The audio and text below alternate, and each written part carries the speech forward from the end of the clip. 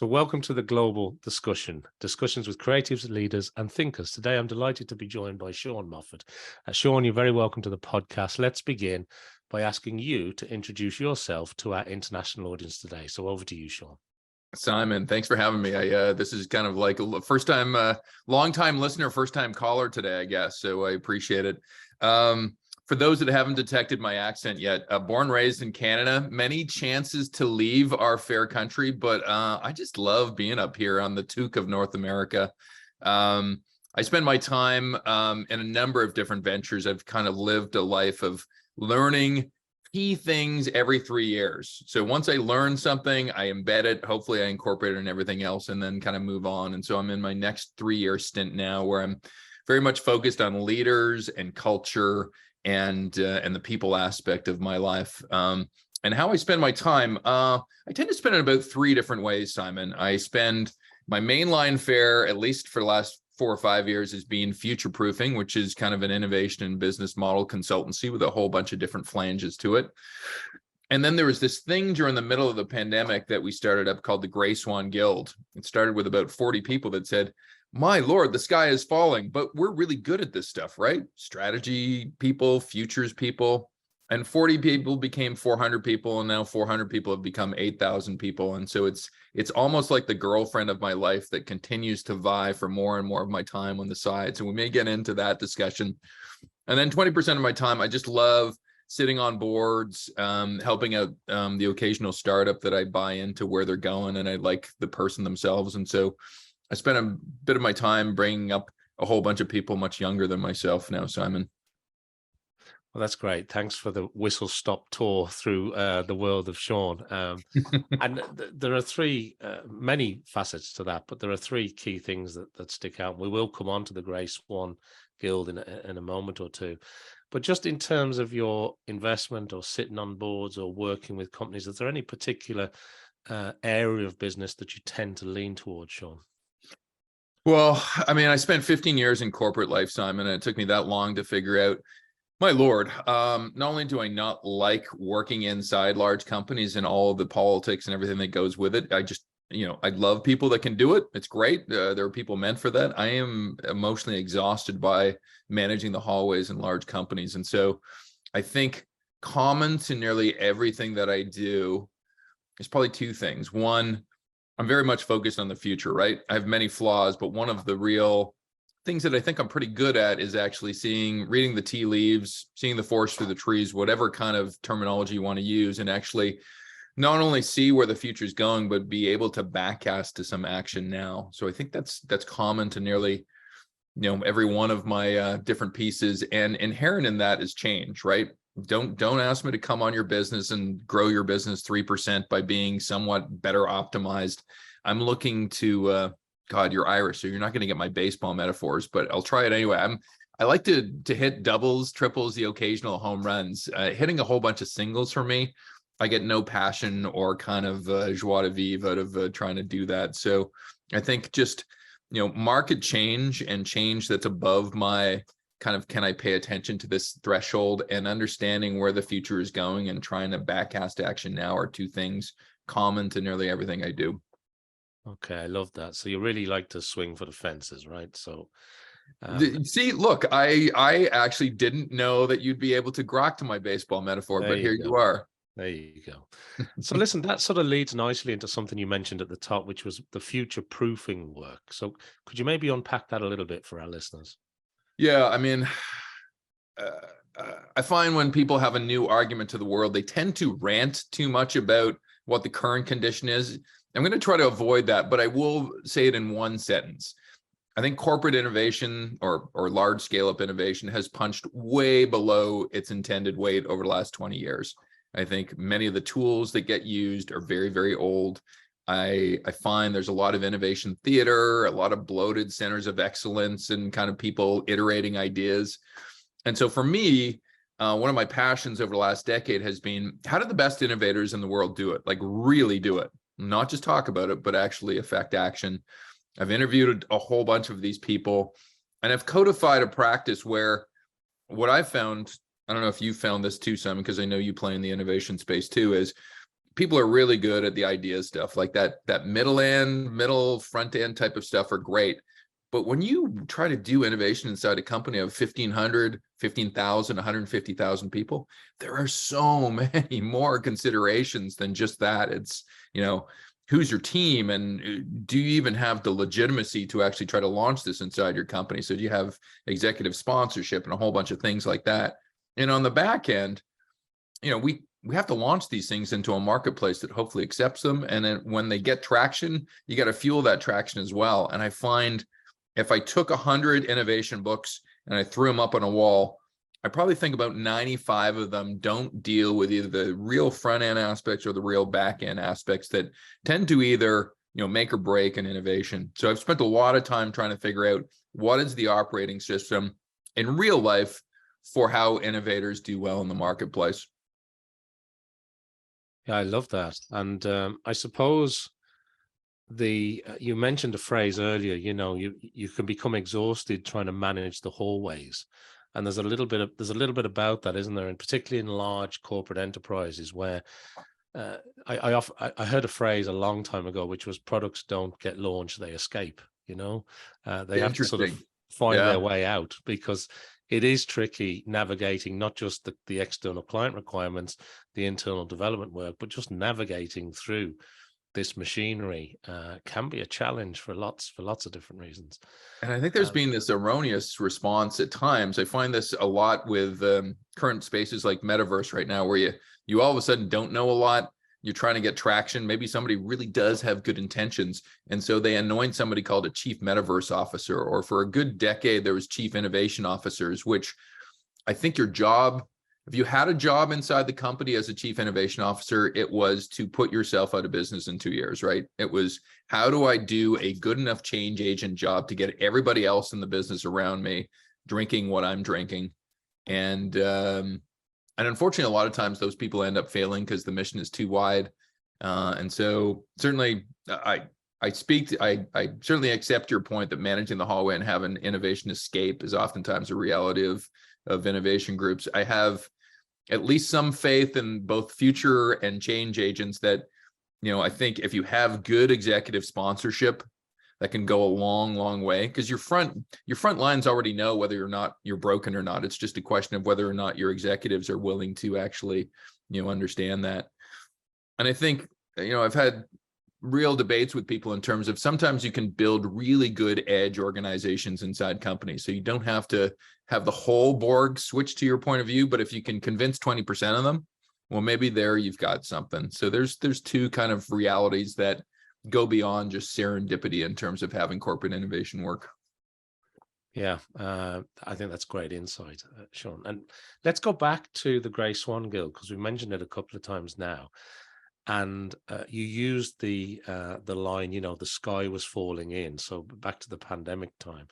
But the Grey Swan Guild has really grown into this, not that it wasn't from day one, but it's a real meaningful community. So could you maybe get into the detail of the Grey Swan Guild, maybe for some of our international audience that aren't familiar with it? Yeah, and we are in about 95 different countries. So it's a truly global enterprise. Like I just, I'm really privileged in the fact that I run it, because I've been able to meet so many people during this pandemic that I probably wouldn't have normally met, right? Like, how do I find people in Bhutan that want to join a collective of people that want to make sense of the world? Well, here's my vessel called the Grey Swan Guild. So I'll keep it very high level, because there's so many different things. We actually have these monthly events called regattas that bring our new members in. And even after an hour, they go, whoa, that's a lot of stuff. We have a single-minded mission at the Grey Swan Guild. We want to make sense of the world's biggest challenges and next gray swans. And some of your listeners might have heard of black swans before, right?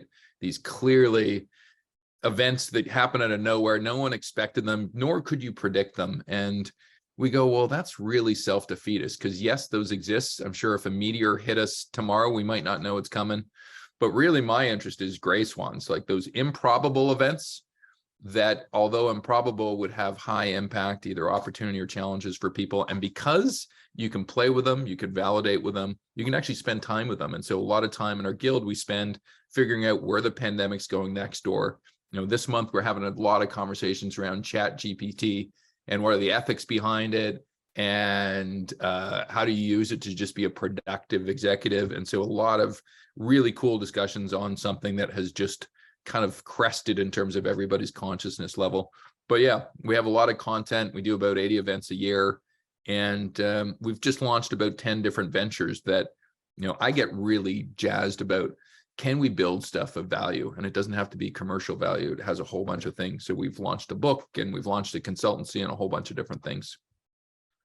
Yeah, and I've been to a few of the Grey Swan Guild discussions, and I was taken aback at the sheer depth and breadth of the discussions taking place. I mean, for people that may not be aware of it, this isn't like we're just touching on one area here. You really get into the nitty-gritty on these topics with a lot of experts. Well, I'm going to include you in that cadre of experts as well. This year, somehow, some way, I'm going to get you involved in one of our sessions, Simon, because I know you think broadly on things as well. I find and I've just written this as part of the book, so I'll repeat it. I guess in times of major uncertainty, it's crucial that you dance across disciplines. Like it's great. The specialist is great. But when you have big side swipes to your worlds, your societies, your companies, you need people that can actually postulate and look at, okay, I know I'm a marketer, but how is that going to affect my world in technology or people or, you know, whatever else? And so a lot of what our guild does is bring people together that wouldn't normally actually hang out together and say, look, here's a common brief, a common challenge. Let's spend an hour, 2 hours together and actually see our different perspectives, how they wrestle it to the ground. Yeah, and there must be tremendous insights coming out of this, Sean. So what are you doing with that data? Like, how does that materialize itself in the real world? Well, selfishly, I participate in most of it. So selfishly, I think, you know, you don't realize it, but then you start bringing up quotes and stuff in conversation. You realize, oh my God, I am completely spitting out what I just learned in my own guild the other day. How do we try to impact the world? This year alone, we'll probably do about 9 different reports. So we make them freely available to our members, and then we charge something to people outside of our world. That's one way. I think another way is we have different types of forums and different types of events where we call them premieres, where we actually reveal this newly enlightened information to our audience and try to have a discussion on them as well. And so this year, you've stumbled onto the podcast arena as well. We'll probably end up launching 2 or 3 different podcasts this year for the various different kind of endeavors that we're into. So look, I want to change gear a little bit, and I want to ask you about the learning style that you have as an individual. And I like to ask our guests, you know, do they read books? Are they audiobook people? Are they just searching the internet? Do they prefer talking to people, maybe through the guild type activities? But how do you onboard information, and what kind of things do you like to read or watch or listen to? It's a great question. I don't think I get asked this enough, so I'll stutter through it. But I think I love books. And it's funny, I used to be part of the McGraw-Hill stable of authors, and they used to send me 6 books every month. My challenge is I like to get to the heart of the argument really quickly. And so I don't know how many times I've read the first 2 chapters of Sapiens, and I go, this is such a great book, but I get it. Like the whole book is just the first 2 chapters. So I'm kind of lost on some of the nuance in the other 10 or 11 chapters. So truth be known, I'm a real periodical magazine guy. I love people that can actually distill down to like 12 pages, kind of the heart and the essence of something. It's a real, I almost put it on par. It tends to be the weaker art, so to speak, in literary land, but I almost feel it's on par with writing a book, because it's, you know, having that level of succinctness and punchiness is really tough. So I love that. When I approach a new topic, Simon, one of the things I commonly do, I'm a visual learner. So as opposed to just going through Google search engine, I go through Google image engine, because if somebody's being able to visualize whatever they're talking about really, really well, first of all, it's going to act as a shortcut for me. And secondly, having experienced this myself writing my book, it is 10 times the challenge of trying to visualize a concept than just write about it. And so I find I'm a very visual learner. And the last thing I'd say is I love to go broad on a subject that I've just been exposed to. In my home right now, I have manila sheets, like these 3-foot by 5-foot sheets. And every time I jump on, I go, okay, that's a quadrant of thinking over there, and that's a quadrant. And all of a sudden you end up losing more and more space. And so I couldn't do that on an 8.5 by 11 sheet, nor could I do it, at least with our current technology. And so I'm a big, let's learn what the landscape looks like before actually pointing and going, here's my interest area. All right, I've geeked out enough on that. So hopefully that imparts some learning. Love that. And you mentioned McGraw-Hill earlier, and you mentioned the book. So tell us a little bit about the book. Well, I wrote a book 10 years ago, and it was funny. Don Tapscott, who was a bit of my mentor at the time, said, hey, would you love to write a book? And I'm from the business world. I'm like I write one-page memos, and hopefully people accept those things. This year, I've decided to jump back in full force again. We've got a book from the Guild that's coming out this spring called Uncertainty. And so we're mapping 40 different authors' views on what uncertainty looks like in a playbook for things ahead. And then come the fall, I'm launching kind of my 5-year odyssey of this book called Futureproofing, where I am actually trying to change the whole idea of a book. Because a book tends to be one of these things that you read front to back. It's a static thing. You go to that book, you leave it there. Hopefully, if it's great, you put it on your desk and you have like little pockmarked edges on it. For me, it's like, how do I take this book and you can get into the book wherever you feel you need to? And how do I do it in a way that there's a whole bunch of interactive content and collaborative content that people can actually continue the conversation beyond the published date of the book? And so it's taken a lot of time, but certainly it's going to be rewarding when it gets out, because I feel there's going to be just an annuity of value that keeps on coming back from people that contribute to it. That sounds fascinating. I shall keep an eye out for those, Sean. And the other thing I wanted to ask you, throughout your journey, whether it's back to your corporate days or whether it's back to your childhood or something that happened to you, a number of days ago, you must have had people that have really inspired you, or people that you admired along the way, or maybe it's a particular character trait. But when I throw that question at you, what springs to mind? Yeah, it's funny. This week I've had like 3 or 4 close people die in my world. I guess I'm getting to that point in the generation where it's like, ooh, you look around left and right, and it's like, oh, some of my peers are falling off early. But my dad died 5 years ago, and it's really good when you have probably the most formative influence in your life also be kind of almost your hero. And so certainly my dad, we lived an interesting existence. He had immigrated from Ireland, came to Canada in the late 50s. And it may only be 60 years ago, but the opportunities for Irish people in Canada, there was still a bias. It was Canada was pretty much a certain society that didn't like different types of people that didn't exactly look like their background. And so I just had this remarkable reverence for a man who had to take a few jobs well beneath his lot in life, and then work his ass off in terms of just whatever he got for both himself and his family. Towards the end of his career, this was a point in time where you could actually carry over vacation year to year. He had about 2 years of vacation time that had to be paid out to him at the end of his career, because he was just so committed to his work. And I think I've lost some of that. I think I appreciate some of the other things in life, family, kind of travel, luxury, recreation. But I don't think Tim Ferriss has done us any help here by looking at us and saying, yes, the 4-hour work week is possible. Because I think there's some innate wonder of, if you work hard on something, you'll get more opportunity, but you'll also get this intrinsic sense of, oh my God, I did something. And I think I get a lot of that from some of the people I read, but certainly my dad would have been one of those formative influences as well, Simon. I love that story. Thanks for sharing that with us, Sean. And what about when it comes to advice? Has there been any advice along the way that you've taken to heart that still stays with you today? Or do you find yourself imparting a particular piece of advice to others that you think is really important? Another great question. I think learn something every day. I had an early manager that used to go around all of our cubicles around 5:30 every day, and you had to have your learning. If you didn't have your learning, there's a bit of a talking to. And so I got into the habit of not only thinking about it, but also writing it down. I think the process of writing down your learning really helps. And I've just posted something on LinkedIn. It's a bit different for me now in this Zoom world or whatever, but the advice early in my career was, lunch is a horrible meal to waste. And I think the implication was, you got time in your hands, go meet people, go network with people, go get outside of your comfort zone, learn something, actually build out your network. And I think nowadays I'm more in the, I dedicate a huge chunk of my Thursdays now to actually come across people that, whether you have value for me now, later, or no value at all, but if there's just some value in the conversation, I spend most of my Thursdays talking to people I've probably not talked to either in a long while or not at all. I really like that. Yeah, that's great advice.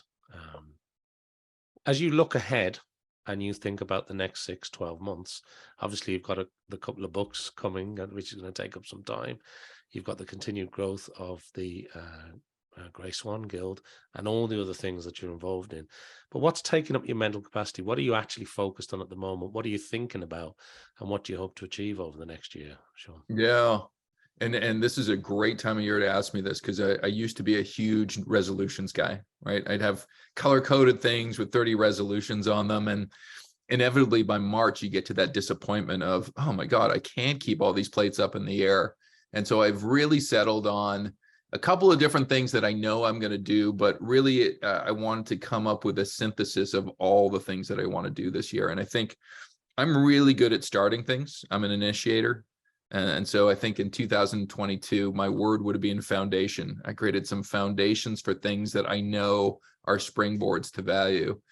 This year, it's all about finishing, right? I am, I'm trying to use soccer parlance here. I'm that striker that comes on in the 85th minute. Maybe that's better, Simon, than my baseball kind of metaphor here. But I really need to focus on not starting new stuff, but making sure, whether it's 2 books crossing the finish line, whether it's cementing a few different client relationships, just what is the next 3 years look like for me? And do I start finishing stage 1 of a lot of different things on that front? Yeah, it's often when I talk to people who are both very business orientated, but also very creative in their thinking, it can be a challenge because you can always come up with the next idea and the next thing and the next thing. But that finishing, and you mentioned a great word there, foundation. It's not that you've sort of half launched something. I mean, you have really solid foundations in place that have scaled already. But I think focusing on finishing a few things too, because I don't know about you, Sean, but from my perspective, there's only so many things that a human can actually do at any one moment in time. Now, you can have great people around you, you can have processes that help you scale, but ultimately, at some point, you've got to decide, what are you going to focus on, I think. Well, and I love what you added there too, right? Because I mean, sometimes there feels like there's this big sacrifice, that thing that I'm not doing now because I'm trying to finish. There's this sense of loss and regret. And one of the things I'm trying to build a lot more capacity for is bringing other people into my orbit that are motivated to do stuff, optically, or maybe from a pedigree, might not have the same juice for the subject that I have, but the alternative is not doing it. And so I'm trying to build a trust circle of people that can come in and actually do some of that work and take it on as their own, not just my world, but like whatever you want to do with it, make it great. And providing those platforms for tends to be younger people, which is great for me as well. That's great. And I suppose the last thing, because I don't want to run out of time, but is there anything else that you want to touch on that maybe I haven't asked you, or any other area that you want to share with our audience? And plus, if people want to find out more about the books or the work that you do or the Grey Swan Guild, where's the best place to send people to, Sean?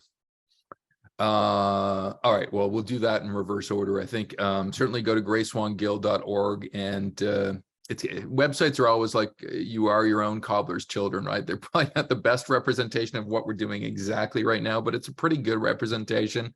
Certainly go there. We'd love to see you at our monthly onboarding regattas where we bring in new members. It's available to anybody. It's free to join.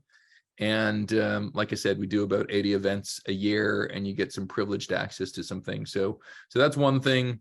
Futureproofingnext.com would be kind of my corporate shingle. So certainly go there. It's chock full of interesting stuff. And I'm going to reach out to a lot of people this year in terms of the pre-party to the launch fest. And so Simon, my hope is I'll corral you at some point into some of those different forums. And the funny thing is, I did all this research because I thought to myself, he's going to ask me about books. He's going to ask me, what are the books that I'm reading? What do I love? And you hadn't asked me that yet, so I'm going to have to at least throw you a few things here. Daniel Kahneman, Thinking Fast, Thinking Slow. Any book by Gladwell, but it's funny. I actually talked to Gladwell about The Tipping Point, so that was a formative book in my life. Anything by Daniel Pink, but particularly A Whole New Mind. The Heath Brothers, Made to Stick, and I'm reading one right now. It's probably not as popular for some of your folks that are listening, but Raymond Voolings have come out with he's come out with something called Not Invented Here. And it when I think about the new idea of how to produce a book, it's just so design friendly, and it's so hand holdable, and it sits on the corner. I wish I had it here. It used to sit on the corner of my desk. I don't know who stole it, but it's just a really, really good book on being a great innovator. So those are 5 of mine. Well, I really appreciate you sharing those, because from Malcolm Gladwell and his 10,000 hours through to the Not Invented Here, that's a good mix. But look, Sean, I think that brings us nicely to the end of this episode. It's been great to catch up with you again, my friend. So thank you to Sean. Thank you for everybody who's watched or listened to this episode of the Global Discussion. Make sure you like, follow, subscribe, do all the things that we need you to do to help support the podcast. And I hope to see you back here for more discussions with creatives, leaders, and thinkers. Thank you, Sean. It's been a pleasure. Thanks, Sam.